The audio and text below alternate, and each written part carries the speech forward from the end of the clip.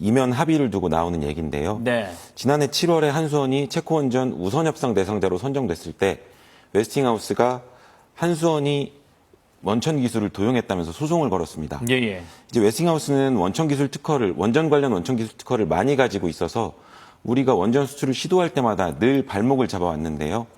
소송 6개월 만에 한수원과 웨스팅하우스가 분쟁을 끝내고 전격 합의하면서 우리 원전 수출 길이 열렸었습니다. 네. 지금 그런데 이제 그 합의 내용을 갖고서 이거 뭐 불공정하다, 불평등하다, 막 여러 이야기가 있었습니다. 어떤 내용이 그랬다는 겁니까? 네, 이제 당시에 알려지지 않았던 합의 내용이 이번에 드러난 건데, 네. 우선 원전 한 기를 수출할 때마다 물품 용역 구매와 기술 사용료 등으로 최소 1조 원을 웨스팅하우스에 주고요. 네. 또 차세대 원전인 소형 모듈 원전 SMR을 독자 개발해서 우리가 수출할 때도 웨스팅하우스의 기술이 적용되지 않았는지 검증을 거치기로 했습니다. 또 게다가 이게 50년짜리 장기 계약이라는 것도 문제고요. 예. 계약을 체결한 한수원은 공정하다고 볼 수는 없지만 이를 감내하고도 이익을 남길만 하다고 생각한다는 입장입니다. 실제로 과거 우리 원전 첫 수출이었던 사우디아라비아 바라카 원전 수주 당시에 웨스팅하우스에 줬던 기술료 등으로 줬던 돈보다는 적은 수준이기도 한데요. 네. 제일 큰 문제는 그러니까 향후 북미와 유럽 시장을 포기하기로 합의했다는 부분입니다. 북미와 유럽, 일본, 영국, 우크라이나 시장은 웨스팅하우스가 맡기로 하고 한수원은 중동, 동남아시아, 아프리카 일부 국가에서만 신규 원전 수주 활동을 하기로 했다는 겁니다. 지금 보면은 이제 폴란드 같은 경우는 우리가 원전 수주하기 위해서 뭐 여러 가지로 애를 쓴 것으로 알려졌는데 이번에 철회했는데 뭐 이런 것과 관련이 있는 것 아니냐 뭐 이런 얘기 나오고 있어요. 네. 이제 한수원이 작년 말부터 합의를 전후해서 스웨덴, 네덜란드 등에서 원전 수출을 줄줄이 포기했었습니다. 네. 이 때문에 이미 이번에 알려진 그 이면 합의가 그 당시에도 그럼 한수원이 유럽 시장에서 손떼기로 웨스팅하우스랑 합의한 거 아니냐 뭐 이런 이제 얘기가 나오기도 했었는데요. 네네. 최근에는 이제 수년 전부터 말씀하신 대로 수출을 준비했던 폴란드에서도 한수원이 수출을 포기하고 철수하기로 했다고 밝혔습니다. 다만 이거는 한수원과 웨스팅하우스 간의 합의여서 우리 민간 기업들까지 큰 타격을 입는다고 보기는 어렵습니다. 네네. 이제 실제 원자로 등 핵심 설비를 만드는 두산 에너빌리티 같은 우리 민간 업계는 이것 때문에 달라질 거는 없다는 입장입니다. 네, 그렇군요. 그런데 결국 이제 이런 논란 정치권으로까지 번졌습니다. 네. 이제 체코 원전 수주는 윤석열 대통령이 공들였던 사업이기도 하고요. 네. 이 때문에 민주당에서는 한수원이 계약을 서두르다가 노예 계약을 했다는 비판도 나오고 있습니다. 윤석열 정부가 홍보용 치적에 매달려서 밀실에서 협정을 강행했다면서 청문회와 국정조사 등 국회 차원의 진상조사가 필요하다고까지 주장하고 있습니다. 네네. 국민의힘에서는 이 같은 비판을 전임 정부 망신주기라고 맞받았습니다. 정부 여당의 공세가 정치적 선동이라는 비판인데 여야 의원들의 말 각각 들어보시죠. 한국 원전 산업의 미래 가능성마저도 송두리째 미국 웨스팅하우스의 종속을 자초한 그런 불평등한 내용 독소 조항입니다. 산업통상자원부 장관도 정상적으로 이루어진 계약이라고 밝혔습니다. 마이너스보다 플러스가 훨씬 더 큰 계약이 될 것으로 전망이 됩니다. 네, 국민의힘은 이번 웨스팅하우스와의 합의가 미국 시장 교두보를 마련하는 윈윈 협상이라는 주장도 하고 있습니다. 지금 현재 한미 간에 실제 뭐 원전 협상 관련돼서 이야기가 나오고 있는데 이런 관측은 왜 나오는 겁니까? 일단 미국 트럼프 대통령이 원전에 관심이 되게 많습니다. 네. 2050년까지 미국 원전 설비 용량을 4배 늘리겠다고 공언한 바 있는데요. 이게 계획대로 되면 원전 약 300기를 추가로 건설해야 되는 엄청난 규모입니다. 네네. 이제 근데 문제는 미국이 지난 1979년 원전 사고로 이후 신규 원전 건설을 사실상 중단했다는 거고요. 이 때문에 미국 내 공급망이 사실상 붕괴되어 있는 만큼 우리 업계에는 기회가 될 수 있다는 겁니다. 네. 웨스팅하우스가 중심이 돼서 미국의 원전을 만들 때 실제로 시공은 우리 원전 업체들이 해주면서 미국 시장에 진출할 수 있다는 구상입니다. 앞서 한수원 황주호 사장도 불공정 합의에 대한 비판이 나오자 웨스팅하우스가 공급망이 없어서 우리처럼 공급망을 가진 쪽으로 와서 의뢰할 수밖에 없는 구조라고 설명하기도 했습니다. 지금 한미 정상회담 곧 열릴 예정인데 이 내용 원전 관련 이것도 의제에 포함되는 거 아닌가요? 네, 트럼프 대통령이 원전에 관심이 많은 만큼 이제 한미 원전 협력이 한미 정상회담에서 주요 의제가 될 거로 보입니다. 네네. 이를 위해서 어제는 김동철 한전 사장이 출국했고 내일은 그러니까 미국으로 출국했고 황주호 한수원 사장은 내일 미국으로 출국합니다. 네네. 또 한미 정상회담을 위한 경제사절단 15명 명단에 두산에너빌리티 박지원 회장이 포함되어 있기도 합니다. 네. 이번 한미 정상회담은 최근 타결한 한미 관세 협상을 논의하는 자리가 될 거로 보이는데요. 이 때문에 원전 협력이 관세 협상의 지렛대로 작용할 수 있다는 조심스러운 기대도 나오고 있습니다. 네, 그렇군요. 오늘 여기까지 듣도록 하겠습니다. 지금까지 정재우 기자와 함께했습니다. 고맙습니다.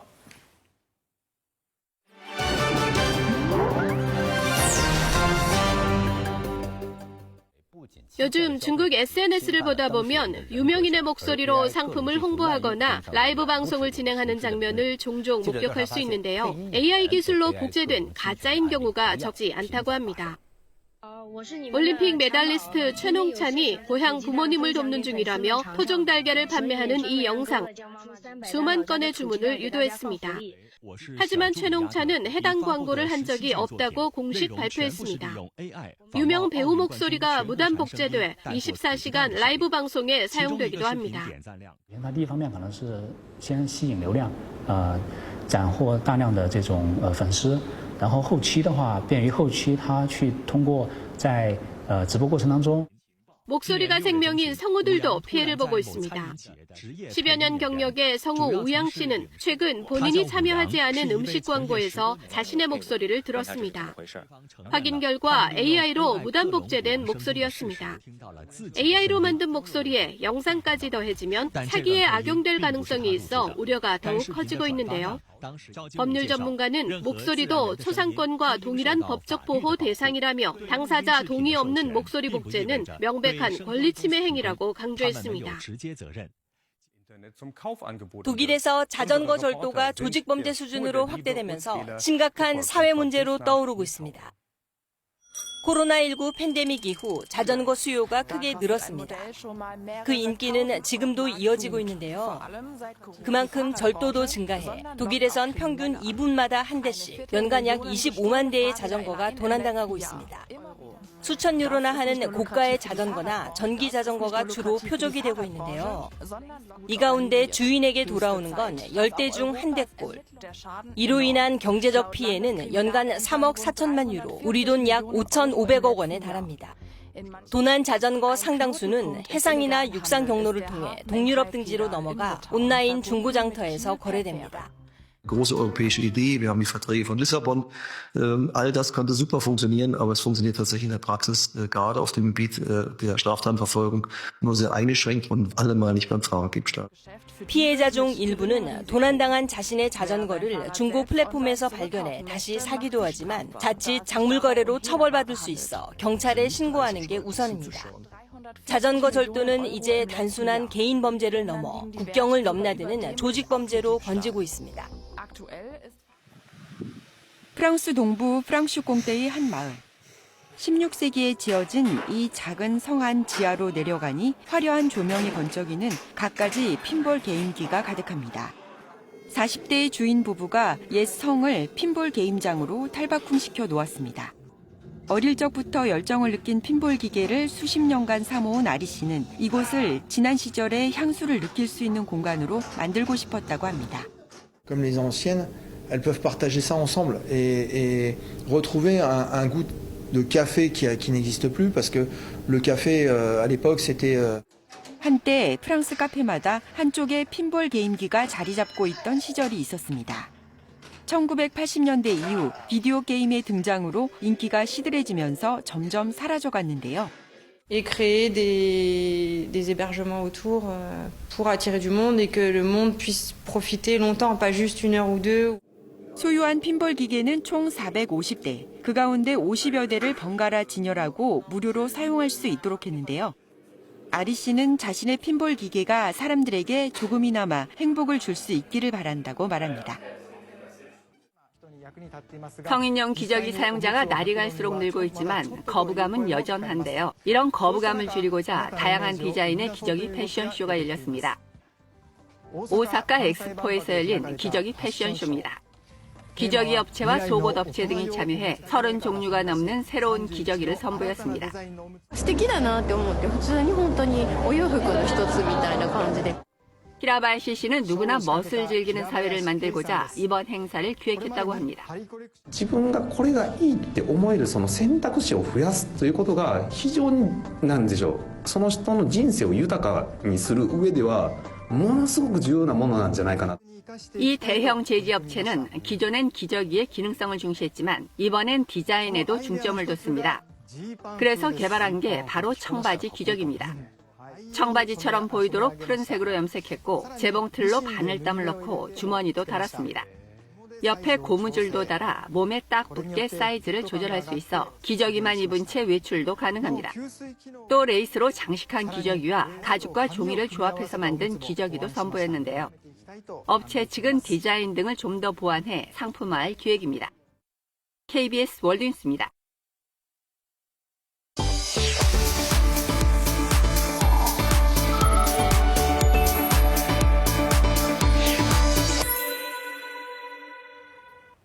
생활 뉴스입니다.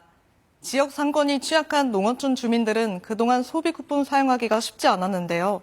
오늘부터는 면지역의 농협 하나로마트와 로컬푸드 직매장 수백 곳이 소비 쿠폰 사용자로 대거 지정됩니다.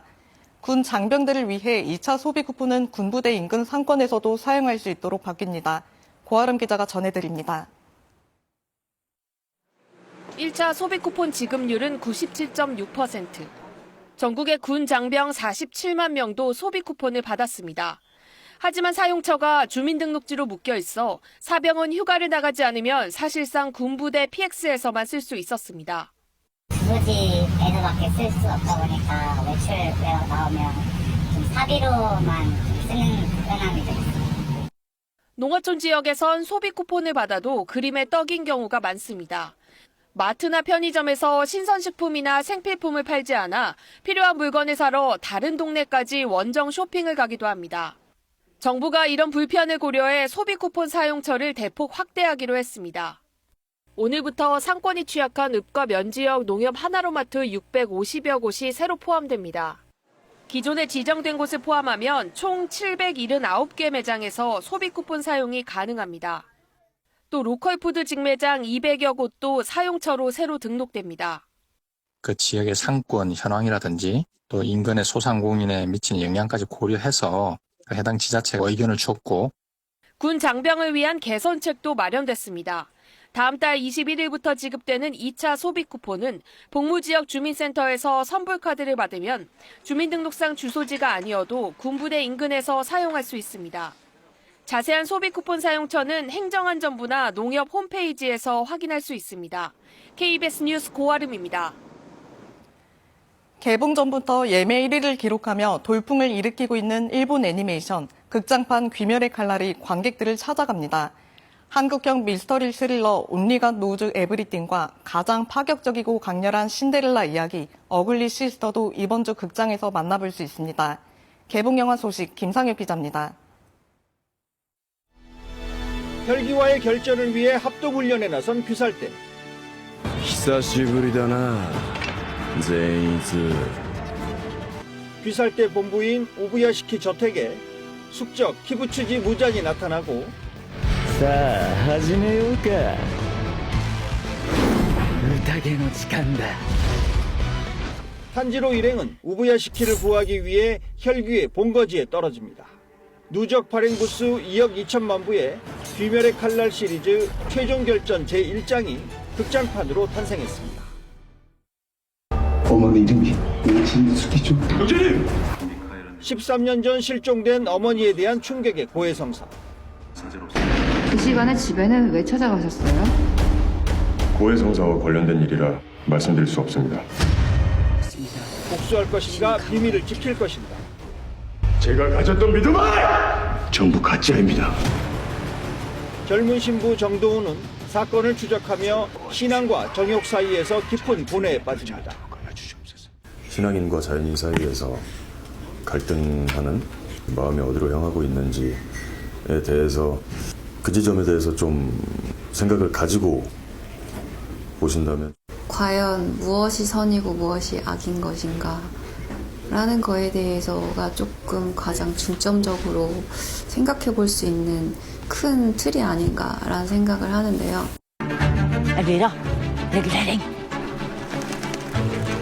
외모 때문에 늘 놀림거리가 되고 마는 엘비라.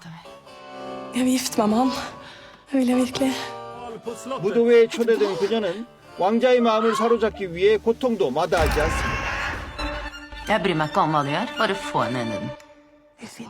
외모 지상주의의 파괴성과 폭력성을 전면에 드러내며 베를린 국제영화제 등에서 찬사를 받았습니다. KBS 뉴스 김상입니다. 한국소비자원이 주요 증권사 앱 7개의 소비자 만족도를 온라인으로 조사한 결과 5점 만점을 기준으로 평균 3.55점으로 나타났다고 오늘 밝혔습니다.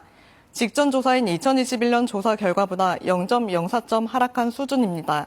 소비자 2,100명을 상대로 한 이번 조사는 확보 고객 비율과 월간 이용자 수가 가장 높은 증권사 앱 7개에 대해 진행됐습니다.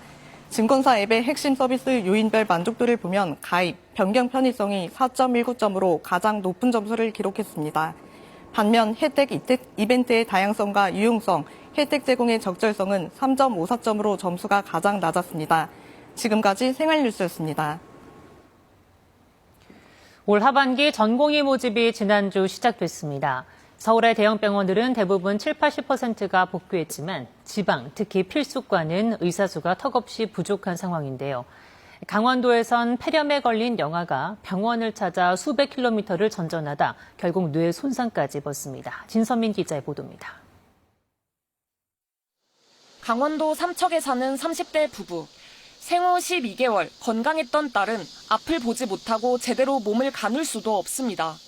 지난달 폐렴 치료를 받으러 병원을 찾았다가 심정지로 뇌에 손상을 입었습니다. 평생을 삼척에서 계속 살았음에도 불구하고 이렇게 후회되는 경우는 처음이거든요. 미안하죠. 어떤 사고도 아니고 오직 치료를 받다가 이렇게 된 거니까. 아침 일찍 찾아간 삼척의료원에선 진료를 할 수 없다며 큰 병원으로 가라고 했습니다. 사설 구급차를 타고 강릉 아산병원으로 갔지만 소아호흡기 전문의가 없었습니다. 다시 춘천 강원대병원으로 전원된 이후에도 아기 상태는 더 나빠졌습니다. 결국 밤늦게 서울의 빅5 병원 중 한 곳으로 실려갔습니다. 제대로 치료도 받지 못하고 삼척에서 서울까지 15시간 넘게 330km를 떠돈 셈입니다. 여기에 있는 사람도 사람이잖아요. 애기면 적어도 치료를 제대로 받을 수 있을 정도의 시스템은 돼야 되는데. 이처럼 소아과 기피와 전문의 이탈이 계속되면서 지방의료는 큰 타격을 입고 있습니다. 전국 시군구 중에 14곳은 소아과 전문의가 한 명도 없습니다. 환자 숫자로 경영이나 돈에 신경 쓰지 않고 소방서처럼 그냥 근무하기만 하면 유지가 가능하게끔 만들어놔야 골든타임 이내에 아이를 돌보는 게 쉬워져요. 의정 갈등은 마무리되고 있지만 비수도권과 필수과 의료는 정상화될 기미가 보이지 않고 있습니다. KBS 뉴스 진선민입니다. 지난달 경기도의 한 마트 지하 주차장에서 카트를 정리하던 직원이 숨지는 사고가 났습니다. 관계당국은 온열 질환 가능성에 무게를 두고 있는데요. 기자가 직접 사고 현장에서 일을 해봤더니 외부보다 더 높은 온도에 5분 만에 온몸이 땀으로 젖었습니다. 최일임 기자의 보도입니다. 마트 지하 주차장에 쇼핑용 카트가 길게 늘어서 있습니다. 카트 하나의 무게는 약 20kg. 직원들은 한 번에 6개씩 카트를 옮깁니다. 이곳 지하주차장 온도는 35도로 바깥보다 3도가량 높습니다. 그냥 서 있기만 해도 땀이 줄줄 흐를 정도입니다. 지난달 초 이곳에서 카트 정리를 하던 50대 노동자가 쓰러져 숨졌습니다. 경찰과 고용노동부는 온열 질환 가능성에 무게를 두고 수사하고 있습니다. 많이 바뀐 게 이거예요. 넥쿨러 착용이랑 그다음에 냉풍기 같은 거 설치도. 사고 이후 주차장 곳곳에 대형 환풍기와 냉풍기가 설치됐지만 차 시동을 켜두고 매장으로 들어가는 고객도 있다 보니 주차장은 말 그대로 찜통입니다. 이런 곳에서 직원들은 하루 7시간 3만 걸음씩 걸으며 카트를 옮깁니다. 얼마나 더운지 잠시 경험해봤습니다.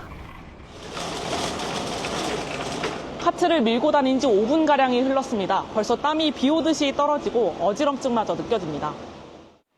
마트 내부 업무 규정에는 40분 동안 일하면 20분은 휴식하도록 명시돼 있고 업체 측은 숨진 직원도 이 휴식 규정을 지켰다고 설명했습니다.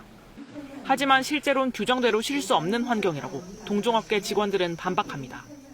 고객들이 카트가 없다고 항의를 하면 쉬는 시간임에도 불구하고 나와서 다시 업무를 계속해야 되는 환경이고 작업 중지권이 있다는 것도 모르고 계시기 때문에 올해 온열 질환자를 직업별로 나눠보면 4명 중 1명은 단순 노무직이었습니다. KBS 뉴스 최혜림입니다. 변사 사건 현장에서 사망자가 착용하고 있던 금목걸이가 사라져 경찰이 관련자 조사에 나섰습니다. 인천경찰청은 남동경찰서 형사와 과학수사대 직원 등 당시 현장에 있던 경찰관 5명에 대한 입건 전 조사에 착수했다고 오늘 밝혔습니다. 앞서 지난 20일 인천시 한 빌라에서 50대 남성이 사망했는데 당시 최초로 출동한 형사가 촬영한 사진에는 사망자가 시가 1,100만 원 상당의 금목걸이를 착용하고 있었는데 이후 인천경찰청 과학수사대가 촬영한 사진에서는 목걸이가 없었던 것으로 알려졌습니다. 정부가 앞으로 공공기관의 경영평가에서 안전관리 비중을 크게 확대하기로 했습니다. 구윤철 부총리 겸 기획재정부 장관은 오늘 오전 서울중앙우체국 포스트타워에서 중대재해 발생 위험성이 높은 작업장 등을 보유한 주요 공공기관 40곳의 기관장들과 긴급 간담회를 열어 안전관리 체계를 점검하고 이같이 밝혔습니다. 구 부총리는 중대재해가 일어나면 공공기관장의 책임을 묻겠다며 안전 경영을 공공기관 운영의 기본 원칙으로 법제화하겠다고 말했습니다. BTS 전국과 재력가 등의 금융계좌와 가상자산 계정에서 380억 원이 넘는 자산을 빼돌린 해킹 범죄 조직 총책이 태국 방콕에서 송환됐습니다.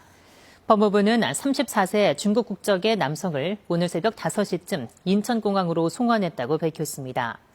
이 남성은 2023년 8월부터 약 6개월 동안 태국 등 해외에 머물며 피해자들의 금융계좌와 가상자산 계정에서 380억 원이 넘는 예금과 가상화폐를 빼돌린 혐의를 받고 있습니다. 이어서 오늘의 주식시황 KB증권 연결해 알아보겠습니다. KB증권입니다. 국내 증시 상승 중입니다. 코스닥 시장 닷새 만에 반등하고 있습니다. 미국 3대 지수 하락 마감했습니다. 유통업체 월마트의 2분기 매출은 예상을 웃돌았지만 이익이 2022년 5월 이후 처음으로 기대에 미치지 못하면서 투자 심리를 위축시켰습니다. S&P 500 지수는 5거래일 연속 하락했습니다. 한편 연준 인사들의 금리 인하를 서두르지 않겠다는 강경파적 발언들이 계속 나오면서 금리 인하에 대한 기대감은 낮아졌는데요.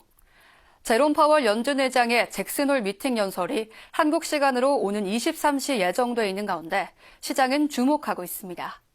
이 시각 현재 코스피는 21.81포인트 오른 3,163.55에, 코스닥은 3.28포인트 오른 780.52에 거래되고 있습니다.